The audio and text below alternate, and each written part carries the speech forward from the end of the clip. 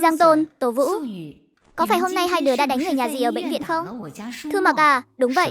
Ta đã đánh hắn rồi. Hắn Thư Mặc, là anh ta tự chuốc lấy thôi. Tao Mỹ như thấy thái độ ngạo mạn của Giang Tôn thì càng trở nên gay gắt hơn. Trên đường bà ấy vừa đi làm về, đã gặp Tôn Nhu và Tần Mãn Thu. Tôn Nhu vừa thấy bà ấy liền xin lỗi, nói rằng vì sự sắp xếp không chu đáo của mình đã liên lụy đến Hàn Thư Mặc bị Giang Tôn và Từ Tố Vũ đánh. Tố Vũ, chuyện của cháu không phải chúng ta không giúp, mà là Thư Mặc thực sự không thích cháu. Chúng ta đã bảo là sẽ nhận cháu làm con nuôi rồi. Chẳng phải là cháu tự mình không đồng ý sao? Giờ cháu cũng đã kết hôn với Giang Tôn rồi. Tại sao không học theo cái tốt, lại đi học theo anh ta mà nhắm vào Thư Mặc? Dì à, chuyện này dì nghe ai nói vậy? Cháu đừng quan tâm ta nghe ai nói. Cháu chỉ cần nói chuyện cháu đánh người có phải là sự thật không? Trước khi dì tranh cãi thật giả với ta ở nơi đông người, tốt nhất dì nên về hỏi lại cho kỹ. Con trai dì đã làm những gì? Con trai ta tự hiểu rõ. Nó vốn luôn chính trực, lương thiện, hành xử đúng mực, không thể nào làm ra chuyện gì quá đáng được. Nó bị đánh chỉ có thể là lỗi của kẻ hung đồ thôi. Cái bà già tâm địa xấu xa này. Mau im miệng đi. Mẹ của Thư Mặc, mẹ đang làm gì ở đây vậy? Mau theo con về nhà trước đã. Về nhà gì chứ? Con trai, vừa nãy mẹ gặp Tôn Nhu ở cổng phía tây. Bà ta nói với mẹ là Giang Tôn và Tố Vũ đã đánh con ở bệnh viện. Cho dù mẹ và cha con luôn dạy con làm người phải biết lương thiện nhẫn nhịn, nhưng con cũng không được quá hiền lành. Bị người ta đánh mà vẫn muốn nén giận cho qua chuyện. Mẹ, chuyện này đều có nguyên do cả. Con về nhà sẽ giải thích kỹ với mẹ sau. Dù có nguyên do gì đi nữa thì cũng không được đánh người. Tố Vũ, cháu là một đứa trẻ hiểu chuyện. Dì cũng không yêu cầu gì cao ở hai đứa. Thư Mặc nhà dì đã phải chịu uất ức như vậy. Hai đứa dù sao cũng nên xin lỗi nó một câu, có đúng không? Yêu cầu của dì đúng là không cao. Nhưng ta muốn hỏi đồng chí Hàn một chút. Chuyện hôm nay, ta có nên xin lỗi không? Không cần đâu mẹ, chuyện này không liên quan đến họ. Mẹ theo con về trước đi. Hàn Thư Mặc, mẹ sẽ đòi lại công bằng cho con. Công bằng cái đồ lòng dạ đen tối nhà bà. Nếu cái loại hèn nhát như con bà không dám nói cho bà biết tại sao nó lại bị đánh, thì để ta nói. Giang Tôn vốn chẳng thèm nể mặt gì Hàn Thư Mặc. Anh liền thuật lại toàn bộ những chuyện đã xảy ra ở bệnh viện hôm nay. Con trai dì chính là một tên ngụy quân tử nhân danh Việt Công. Ông nội từ đã cứu mạng nó, vậy mà nó lại đâm sau lưng để hủy hoại vợ ta. Nó chẳng lẽ không đáng bị đánh sao? Ta nói cho bà biết, không chỉ ta đánh nó, mà bệnh viện còn bắt nó viết bản kiểm điểm đấy. Giang Tôn, bản thân cậu chẳng ra gì, lại còn muốn kéo con trai tôi xuống vũng bùn sao? Con trai tôi tuyệt đối không thể làm ra những chuyện phi đạo đức như thế. Anh nghe xem, cái đồ lòng dạ đen tối, cả mẹ ruột của anh cũng có chút lương tâm đấy. Hóa ra cũng biết những việc anh làm là trái đạo đức. Chỉ tiếc là lương tâm không có bao nhiêu. Bà ấy không thừa nhận anh đã thực sự làm việc này. Giang Tôn, cậu đừng có ở đây mà hùng hổ ép người. Anh có gan làm chuyện xấu, sao ta lại không thể ép người được? Đến đây, anh tự nói đi, rốt cuộc anh có làm chuyện thẹn với lòng này không? Hàn Thư Mặc rốt cuộc cũng đuổi lý, mặt mày lúng túng không thốt nên lời. Nhìn thấy phản ứng của Hàn Thư Mặc, Tào Mỹ Như liền biết những gì Giang Tôn vừa nói đều là sự thật. Giang Tôn, trong khu tập thể này, ai mà chẳng biết cậu là hạng người gì chứ? Lời cậu nói sẽ chẳng có ai tin đâu. Dì à, tính cách của Giang Tôn có hơi khó gần, nhưng điều đó không ngăn cản được những gì anh ấy vừa nói là sự thật. Dì không thể vì muốn bảo vệ con trai mình mà lại đi bôi nhọ con cái của anh hùng chứ. Dì bôi nhọ cậu ta lúc nào? Tố Vũ, con định để dì chịu oan ức mà chết sao? Dì chỉ là hiểu rõ con người của Thư Mặc, biết nó không thể nào làm bậy vô cớ được, trừ khi là có nguyên nhân. Tào Mỹ Như, dì nói không sai chút nào đâu. Con trai dì làm chuyện thiếu đức đó của thực là có nguyên nhân. Anh ta làm vậy là để dành công việc cho người trong lòng. Vãn Thu đấy. Tôi đã bảo hai người này có gì đó không ổn mà. Lần trước, Hàn Thư Mặc còn ở hợp tác xã cung ứng, tranh giành một bộ quần áo với vợ của Giang Tôn để đem tặng cho Tần Vãn Thu. Tần Vãn Thu cũng đã nói trước mặt mọi người là chị ấy thích Hàn Thư Mặc. Nhà họ Hàn này mà thật sự kết thông gia với nhà họ Tần, tôi chỉ mới nghĩ thôi cũng thấy nổi da gà thay cho họ. Giang Tôn, cậu đúng là nói bậy bạ. Con trai tôi căn bản không hề thích Vãn Thu. Thư Mặc, con tự mình nói đi, con không thích Tần Vãn Thu. Hàn Thư Mặc lại một lần nữa im lặng.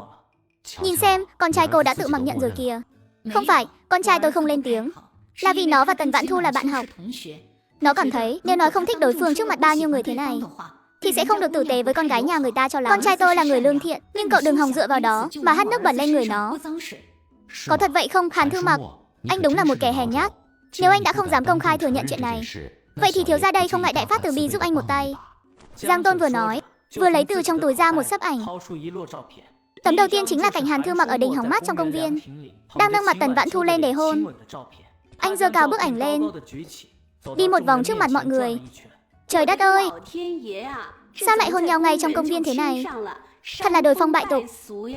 Đúng thế, chuyện này mà bị ai nhìn thấy, chẳng phải sẽ bị coi là lưu manh sao?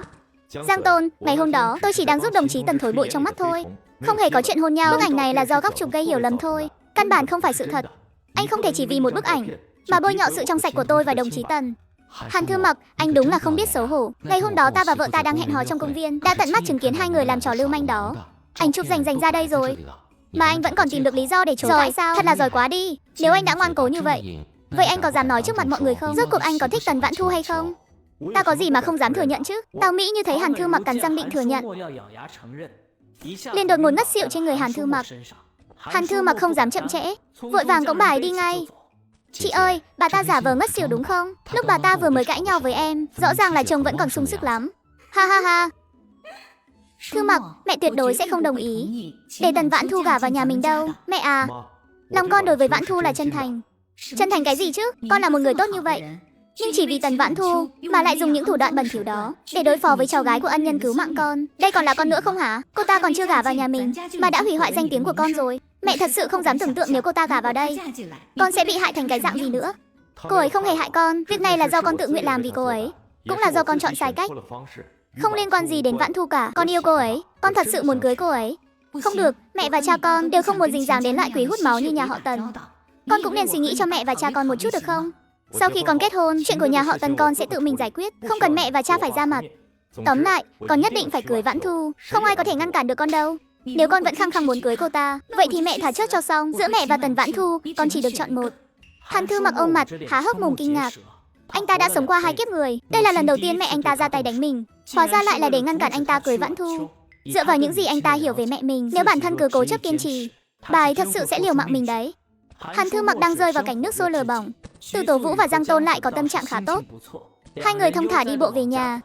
Chị ơi, vừa nãy thủ đoạn ta xử lý người nhà họ Hàn thế nào? Rất tốt, có lý có cứ. Tốt hơn nhiều so với việc trực tiếp dùng nắm đấm. Đều nhờ cô nhắc nhở hay đấy. Lúc trước khi ta nói muốn trả thù tên lòng dạ đen tối đó, cô nói nếu hắn đã dẫm vào nỗi đau của mẹ ta, thì hãy để ta cũng nắm thóp nỗi đau của hắn. Ta đã suy nghĩ kỹ rồi. Nhà họ Hàn vốn thuận buồm xuôi gió, việc nổi loạn nhất chẳng phải là Hàn Thư Mặc lại nhìn chúng rắc rối lớn như Tần Vãn Thu sao?